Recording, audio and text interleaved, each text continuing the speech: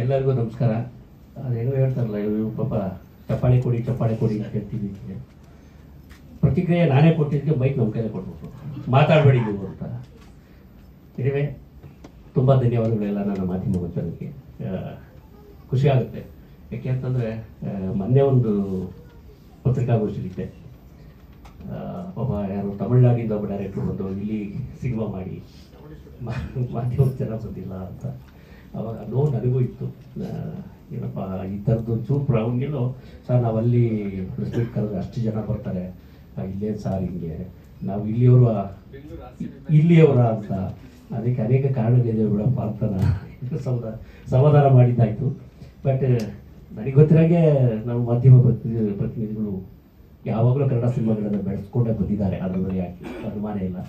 ಏಕೆಂದರೆ ನಾನು ಕೂಡ 28 ವರ್ಷಗಳಿಂದಲೂ ಚಿತ್ರರಂಗದಲ್ಲಿ ಇನ್ನೂ ಉಳಿದಿದ್ದೀನಿ ಅಂತಂದರೆ ಅದಕ್ಕೆ ನಿಮ್ಮ ಹತ್ರ ಅನೇಕರ ಸಹಕಾರ ಇರೋದ್ರಿಂದಲೇ ಇದ್ದೀನಿ. ಅನೇಕ ಏಳು ಬೀಳುಗಳ ನಡುವೆ ಇನ್ನೂ ಚಾಲ್ತಿಗಿದ್ದೀವಿ ಅಂತಂದರೆ ಅದು ಚಿಕ್ಕ ವಿಚಾರ ಖಂಡಿತ ಅಲ್ಲ. ಇನ್ನು ನಾನು ಡೈರೆಕ್ಟರ್ ಕುಮಾರ್ ಬಗ್ಗೆ ಹೇಳಬೇಕು ಅಂತಂದರೆ, ಮೊದಲು ನಮ್ಮ ಚೇಂಬರ್ ಆದಾಗ ಆರಂಭದ ದಿನಗಳಲ್ಲೇ ಗಾಯತ್ರಿ ಅಂತ ಒಂದು ಸಿನಿಮಾನ ತೊಗೊಂಡ್ಬಂದರು. ಬಹುಶಃ ಸಿನಿಮಾ ನಮ್ಮ ಚೇಂಬರ್ನಲ್ಲಿ 25 ದಿವಸ ಕಂಡ ಮೊದಲ ಚಿತ್ರ ಅದು. ಅದಕ್ಕಿಂತ ಮುಂಚೆ ಯಾವ ಸಿನಿಮಾನ ಅಷ್ಟು ದಿವಸ ಓಡಿರಲಿಲ್ಲ. ಅದೊಂದು ಹೆಗ್ಗಳಿಕೆ ನನ್ನ ಸಂಸ್ಥೆಗೆ. ಅಂಥ ಒಂದು ಸಿನಿಮಾನ ಆರಂಭದ ದಿನಗಳಲ್ಲಿ ನನ್ನ ವಾಣಿಜ್ಯ ಮಂಡಳಿಗೆ ನೀಡಿದಂಥ ನಿರ್ದೇಶಕ. ಮೊನ್ನೆ 2-3 ದಿವಸ ಪ್ರೆಸ್ ಮೀಟ್ ಯಾವುದೋ ಬೇರೆ ಕಾರಣ ಕರೆದಾಗ ನಾನು ಹೋಗೋಕ್ಕಾಗಿರಲಿಲ್ಲ, ಮುಹೂರ್ತಕ್ಕೆ ಹೋಗೋಕ್ಕಾಗಿರಲಿಲ್ಲ. ಜೊತೆಗೆ ಮೊನ್ನೆ ಟೀಸರ್ ರಿಲೀಸ್ ಮಾಡಿದಾಗಲೂ ಪತ್ರಿಕಾಗೋಷ್ಠಿ ಇತ್ತು, ಬರೋಕ್ಕಾಗಲಿಲ್ಲ ಅಂತಂದ್ರು. ಇವತ್ತು ಆಪಾದನೆ ಮೇಲಾದಾಗ ಆಪಾದನೆ ಇತ್ತು. ಇಲ್ಲಪ್ಪ ನಾನು ಬಂದೇ ಬರ್ತೀನಿ ಇವತ್ತು. ನಾನು ಹೇಳಿದೆ, ಚಿತ್ರ ಬಿಡುಗಡೆಗಾಗಿ ಇಟ್ಕೊಂಡಿರ್ತಕ್ಕಂಥ ಪತ್ರಿಕಾಗೋಷ್ಠಿಯಲ್ಲಿ ನಾನು ಮಾತಾಡೋದಂಥದ್ದು ಏನಿರುತ್ತೆ, ನೀವುಗಳು ಮಾತಾಡಬೇಕಾಗುತ್ತೆ, ನಿಮ್ಗಳದ್ದು ಕೆಲಸ ಅದು ಅಂತ ಹೇಳಿದೆ. ಇಲ್ಲ ಸರ್ ಈಗ ಬರಲೇಬೇಕು ಅಂತಂದರು. ಅವರ ಪ್ರೀತಿಗೆ ಮಣಿದು ನಾನು ಬಂದೆ. ಸೊ ಟೀಸರ್ ನೋಡಿದೆ, ಸಾಂಗ್ ನೋಡಿದೆ. ಬಹುಶಃ ಅದೆಲ್ಲವೂ ಕೂಡ ನೀವು ತಾಂತ್ರಿಕವಾಗಿ ಆಗಿದೆ, ಕಲಾವಿದರು ಹೇಗೆ ಬಳಕೆ ಮಾಡ್ಕೊಂಡಿದ್ದಾರೆ, ನಿರ್ದೇಶನದ ತಾಕತ್ತು ಅವ್ರಿಗೆ ಎಷ್ಟಿದೆ ಅಂತ ಬಹುಶಃ ಈಗಾಗಲೇ ನಿಮಗೆ ಗೊತ್ತಾಗಿರುತ್ತೆ. ಈಗ ನಾನು ಹೇಳಿದಾಗ ಅದು ಹೊಗಳಿಕೆನೂ ಆಗ್ಬೋದು ಅಥವಾ ತೆಗಳಿಕೆನೂ ಆಗ್ಬೋದು, ಇನ್ನೊಂದು ಮುಖಸ್ತುತಿ ಕೃಷ್ಣ ಕೂಡ ಹೇಳ್ತೇನೆ ಅಂತ ಅನ್ಬೋದು. ಅದೆಲ್ಲವನ್ನು ಬಿಟ್ಟು ನಿಮಗಂತೂ ಒಂದು ತಲೆಯಲ್ಲಂತೂ ಯಾಕೆಂದರೆ ಬೆಳಗ್ಗೆ ನಿಮ್ಮ ವೃತ್ತಿಪರತೆ ಅದೇ ಆಗಿರೋದ್ರಿಂದ, ವೃತ್ತಿಲೇ ಪ್ರತಿನಿತ್ಯ ನೀವು ಇಂಥದ್ದೇ ಸಿನಿಮಾಗಳು ನೋಡೋರಾಗಿರೋದ್ರಿಂದ ನಾವು ಅದ್ರ ಬಗ್ಗೆ ಅತಿ ಹೆಚ್ಚು ಮಾತಾಡೋದಕ್ಕಿಂತ. ಬಟ್ ಒಂದೇನಪ್ಪ ಅಂತಂದರೆ ಈ ಥರದ ಬಗ್ಗೆ ನನಗೆ ತುಂಬ ಗೌರವ ಇರೋದೇನು ಅಂತಂದರೆ, ಒಂಥರ ಹುಡುಕಾಟದ ಜೀವಿ, ಏನೋ ಹುಡುಕ್ತಿರ್ತಾನೆ, ಯಾವುದೋ ಕಥೆಗಳು ಹುಡುಕ್ತಿರ್ತಾನೆ. ಮೊನ್ನೆ ಯಾವುದೋ 18 ಎಕರೆ ಲಕ್ಕಪ್ಪ ಅಂತ ಒಂದು ಸಿನಿಮಾ ಮಾಡ್ಕೊಂಡ್ಬಂದ್ಬಿಟ್ಟ ಸರ್. ಅವಾಗ ಭೂಮಲ್ಲಿ ಈ ಒಂದೊಂದು ಸೈಟ್ 4 ಜನಕ್ಕೆ ಮಾಡ್ಬಿಡ್ತಾರೆ.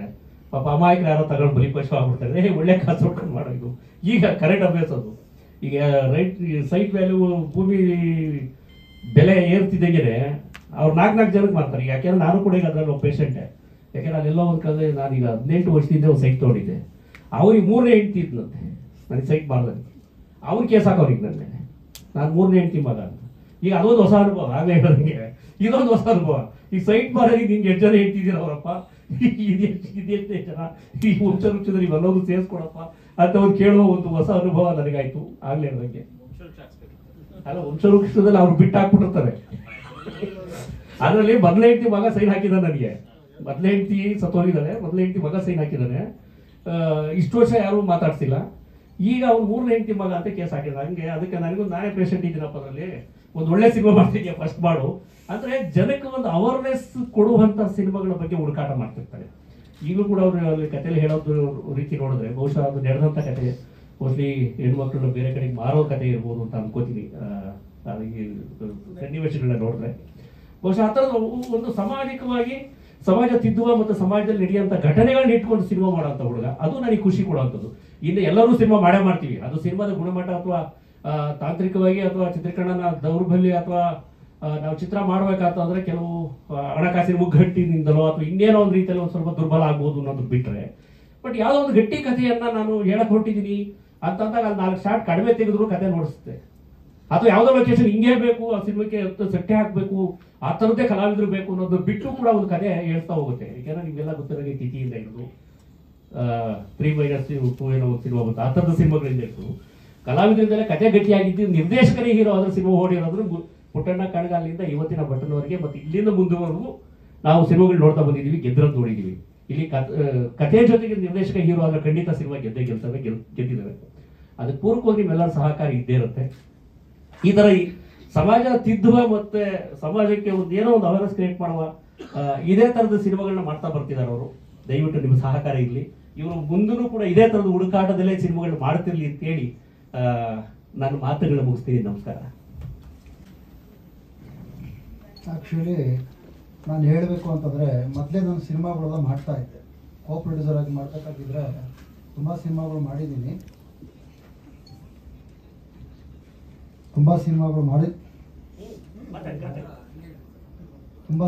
ಮಾಡಿದ್ದೀನಿ.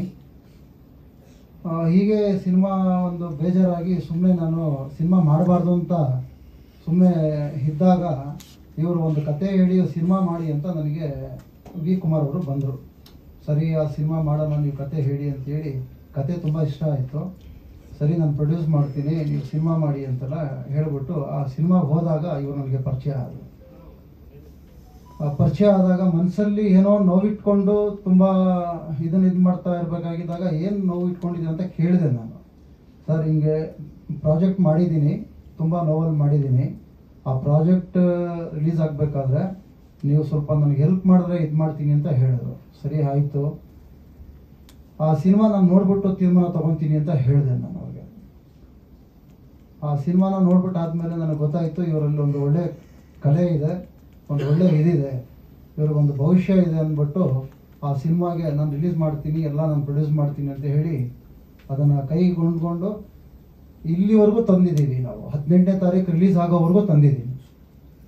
ಇದು ಹೀಗೆ ಅವರಿಗೆ ಒಂದು ಒಳ್ಳೆ ಯಶಸ್ಸು ಕೊಟ್ಟು, ಎಲ್ಲ ನನ್ನ ಮಾಧ್ಯಮ ಮಿತ್ರರಿಗೆ ಹೇಳೋದೇನೆಂದರೆ, ಆ ಸಿನಿಮಾ ತೆಗಿಬೇಕಾಗಿದ್ರೆ ತುಂಬ ಕಷ್ಟಪಟ್ಟಿದ್ದಾರೆ. ಆ ಕಷ್ಟಗಳನ್ನ ಕಣ್ಣಲ್ಲಿ ನಾನು ನೋಡಿದ್ದೀನಿ. ಆ ಕಷ್ಟದಲ್ಲಿ ಏನು ಇರುತ್ತೆ ಒಬ್ಬ ಡೈರೆಕ್ಟರ್ಗೆ ಅಂತ ಅಂದರೆ, ಸಿನಿಮಾ ಅಂದರೆ ಏನೋ ತಿಳ್ಕೊಂಬಿಡ್ತಾರೆ. ಅಷ್ಟೇ ಕಷ್ಟ, ಅಷ್ಟೇ ಒಂದೊಂದು ವಿಧಾನವೂ ಇರುತ್ತೆ ಅವರಿಗೆ. ಅವ್ರದ್ದೇ ಆದ ಒಂದು ಕನಸಿರುತ್ತೆ.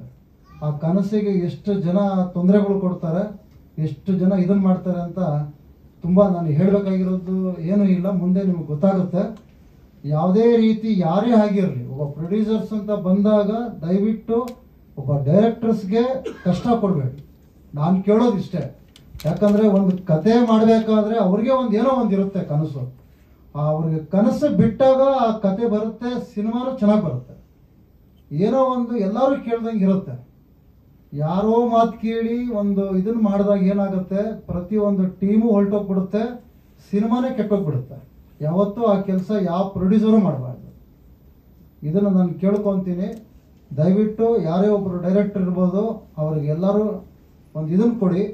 ಅವರು ತುಂಬ ಆ ಸಿನಿಮಾಗಳಿಗೆ ಏನೋ ಒಂದು ಒಳ್ಳೆ ಕತೆ ಕೊಟ್ಟು ಪ್ರತಿಯೊಬ್ಬರಿಗೂ ಏನೋ ಒಂದು ಮೂಡಿಸೋದಕ್ಕೆ ಹೊರಟಿರ್ತಾರೆ. ಪ್ರತಿಯೊಬ್ಬರು ಹೊಸ ನಾಯಕರನ್ನ ಮಾಡೋದು ಅಷ್ಟು ಸುಲಭ ಅಲ್ಲ.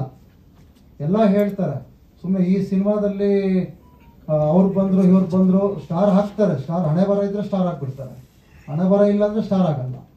ಏನೋ ಒಂದು ನಡ್ಕೊಂಡು ಹೋಗುತ್ತೆ. ಒಂದು ಹೊಸೊಬ್ಬರಿಗೆ ಚಾನ್ಸ್ ಕೊಟ್ಟು ಅವ್ರನ್ನ ಒಂದು ತಲೆ ಮೇಲೆ ತರೋದಿದೆಯಲ್ಲ, ಇದು ತುಂಬ ಗ್ರೇಟ್ ಆಫ್ ಅಂತ ನಾನು ಕೇಳ್ಕೊತೀನಿ. ನಾನು ನಮಸ್ಕಾರ ಮಾಡ್ತೀನಿ.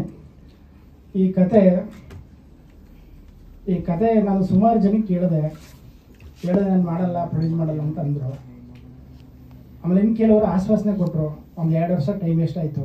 ಕರೋನಾಕ್ಕಿಂತ ಮುಂಚೆ ಈ ಮೂಲ ಕತೆ ನಾನು ಫುಲ್ ಹೇಳಿದೆ ಅವ್ರಿಗೆ, ಪ್ರೊಡ್ಯೂಸರ್ಸ್ಗೆ. ಸುಮಾರು ಪ್ರೊಡ್ಯೂಸರ್ಸ್ ಗಾಂಧಿನಗರದಲ್ಲಿ ಕರೆಸಿ ನನಗೆ ತುಂಬ ಅವಮಾನ ಆಯಿತು. ಕೆಲವು ಕಡೆ ಅವಮಾನ ಆದಮೇಲೆ ತಡಿ ಇದು ಈ ಕನಸಿನ ಪ್ರಾಜೆಕ್ಟ್ ಇದು ಹೆಂಗಾರ ಮಾಡಿ ಆಚೆಗೆ ತರಬೇಕು ಅಂತ ಅಂದ್ಬಿಟ್ಟೆ ನಾನು ತುಂಬ ಮನಸ್ಸಿಗೆ ನೋವಾಯಿತು. ಈ ಕತೆ ಮೂಲ ಎಲ್ಲಿ ಹುಡ್ತು ಅಂತಂದರೆ ಬಾಂಬೆಲಿ ಹುಡ್ತು. ಈ ಬಾಂಬೆಗೆ ನಾನು TV ರೈಟ್ಸು, ಡಬ್ಬಿಂಗ್ ರೈಟ್ಸ್ ಎಲ್ಲ ಮಾಡ್ಕೊಂಡು ಬಿಸ್ನೆಸ್ ಮಾಡ್ತೀನಿ. ಅಲ್ಲಿ ನಮ್ಮ ಸ್ನೇಹಿತರು ಒಬ್ಬರಿದ್ದರು, ನರೇಶ್ ಪಾಟೀಲ್ ಅಂತ. ಅವರು ಹೋದಾಗ, ನೀವು ಡೈರೆಕ್ಟರ್ ಅಲ್ವಾ, ನೀವು ಬನ್ನಿ ಸರ್, ಒಂದು ಒಳ್ಳೆ ನಿಮ್ಮ ಹತ್ರ ಮಾತಾಡ್ಬೇಕು ಬನ್ನಿ ಸರ್ ಅಂತ ಅಂದರು.